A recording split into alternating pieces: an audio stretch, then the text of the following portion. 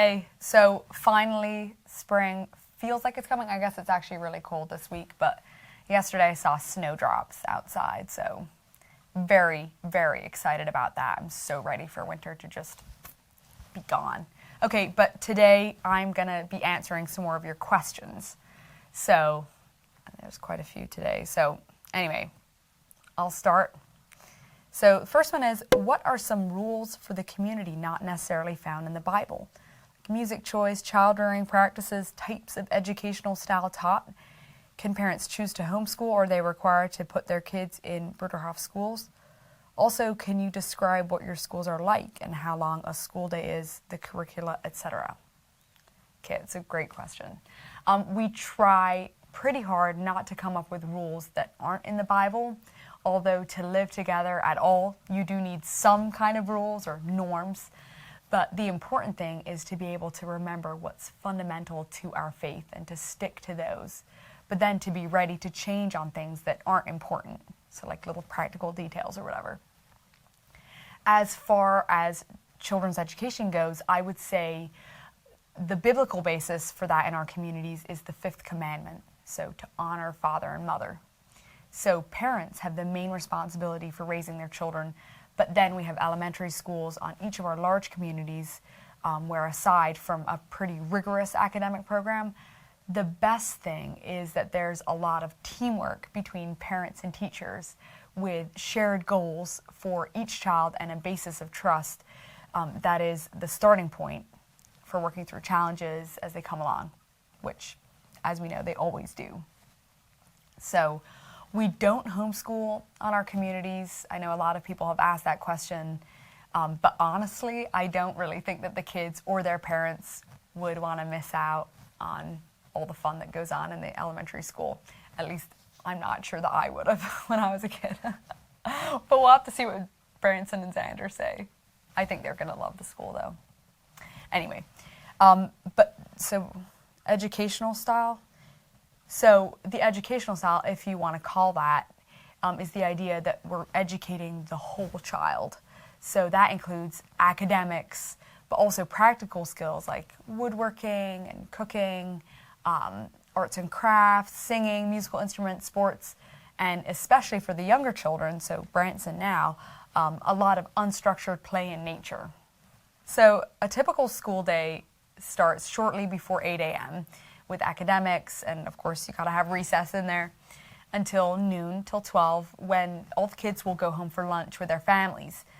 And then they'll do like homework or whatever, and then around 2 p.m. they'll come back to school for a few hours of afternoon activities.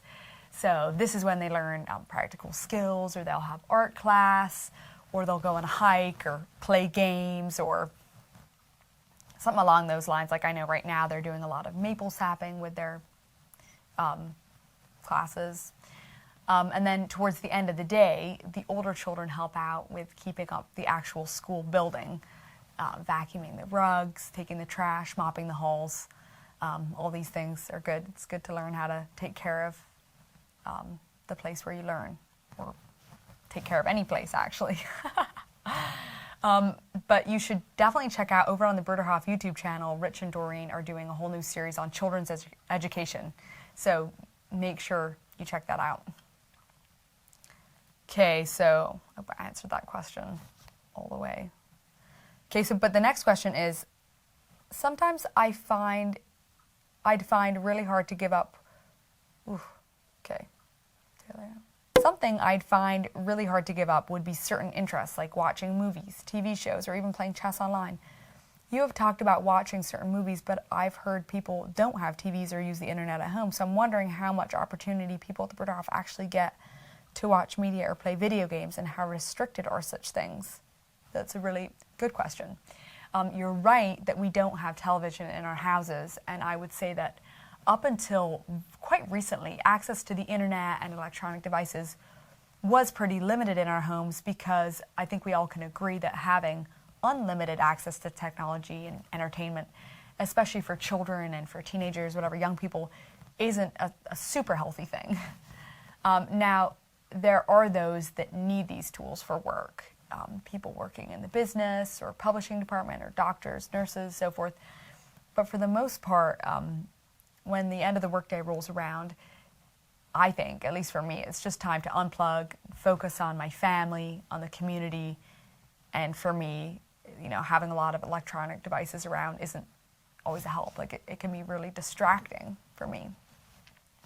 But I would say that in this past year, where so much of our person-to-person contact was replaced by virtual interactions, that has kind of catapulted us into a time where there's just more technology around, including in our homes. So probably more than we would have wished for. In a way, you can say we are here in the year 2021 and this stuff is just part of normal life and we're not going to try to change that or be totally off the grid. But on the other hand, I think that as a community and also as individual members, like me and Chris, we're going to have to figure out, or we're going to have to be pretty vigilant about where we're going to draw the lines, like how much tech do we want to use or get involved with. And whatever, it is on each person, and it doesn't work to try to make rules and regulations, and each one of us needs to find the right balance in our own lives and in our own homes. And I imagine that we'll need to keep looking at it over and over again and make sure that the use of technology is in its rightful place, that it's like a useful tool, but not as a substitute for real relationships. But just to circle back about the question was about maybe playing chess online, I just don't think I'd be very good at that. Although I like it.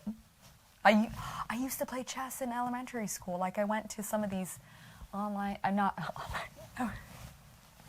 went to some of these chess tournaments, like locally and stuff. So I don't know how well I did, but it was kind of fun. Anyway. Okay, so the next question is, how does your art or any other handicrafts tie into the communal property? Over time, a talented artist could acquire or could amass quite a collection of pieces, which, even if produced for the sheer joy of creating, could be treasured, envied, or even valuable personal property. I'm intrigued by the intersection of the personal and communal in these spaces. So, any question about art, I just love it. So, I don't really consider my paintings as belonging to me. I make them because I love to paint, and of course it's always nice to have something to give away. I'll hang my artwork in my house, like the fish behind me or whatever. But I think actually this question is actually more about the monetary value. And it's certainly the case that we have a lot of very talented artists and craftspeople in our communities. So this actually goes back to the membership vows that we answer when we become members. And I'm just trying to see where the question is. Okay, so freezing, dumb Laura. So I actually think this goes back to our membership vows that we promise when we become members. And here it says, the question that we answer when we all become members is, are you willing for the sake of Christ to put yourself completely at the disposal of the church community to the end of your life, all your faculties, the entire strength of your body and soul, and all your property, both that which you now possess and that which you may later inherit or earn? And I think that question that I've answered yes to makes it pretty clear that we can't own anything in the sense of keeping it for ourselves. This definitely doesn't stop people from using their creative talents, but at all, but they can't be used selfishly. So for example, I know some ladies on one of the other communities, and they make amazing pottery and they sell it through an online site, but all their proceeds go to charitable efforts.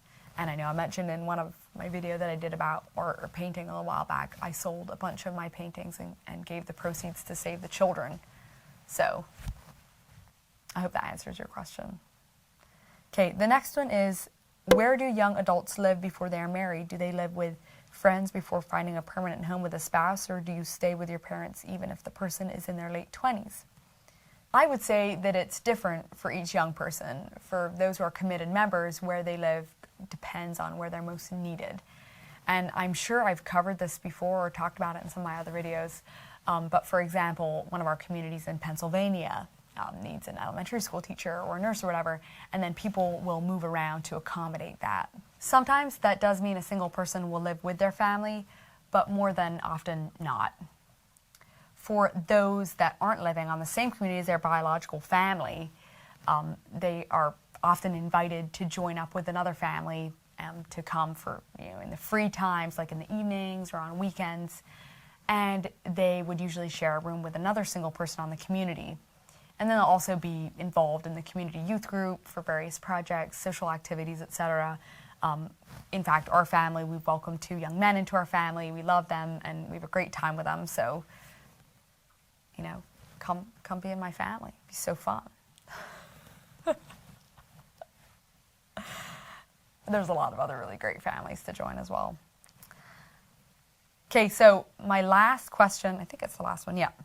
My last question is, would you be willing to answer, what are all the jobs you've had in adulthood? It's kind of funny because I've had a lot of jobs. So, like I've said before in my other videos, I've worked in the community kitchen, preparing food for the communal meals. I've been responsible for the laundry, where we wash and dry and fold and put away onto shelves marked out for each family or singles, their laundry.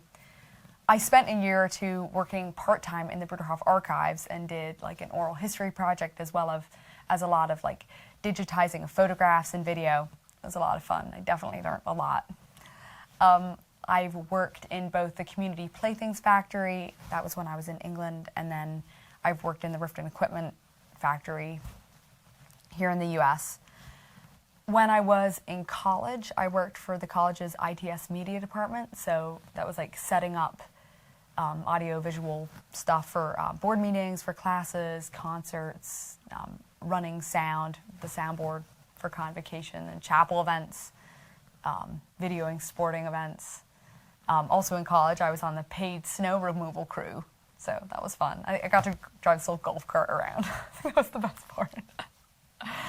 Anyway, but I know I've said this before in some of my other videos, but I currently work on a cleaning detail with another lady, and I go around, clean different community spaces. We do sweeping, vacuuming, making these spaces welcoming.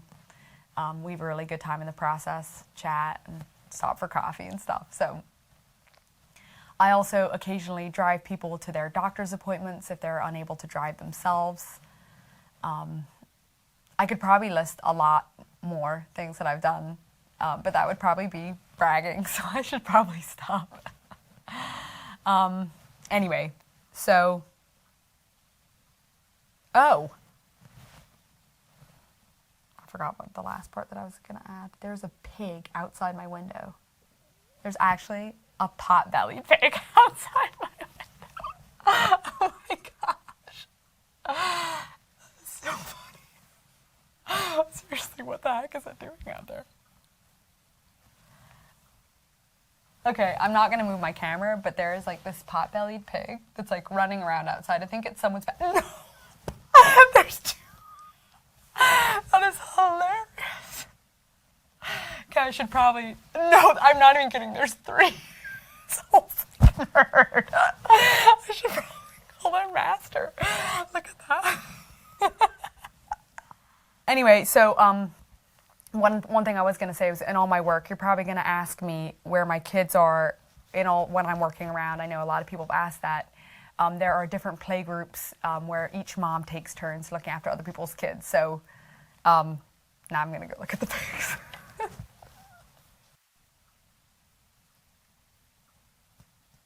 Like eating snow and stuff.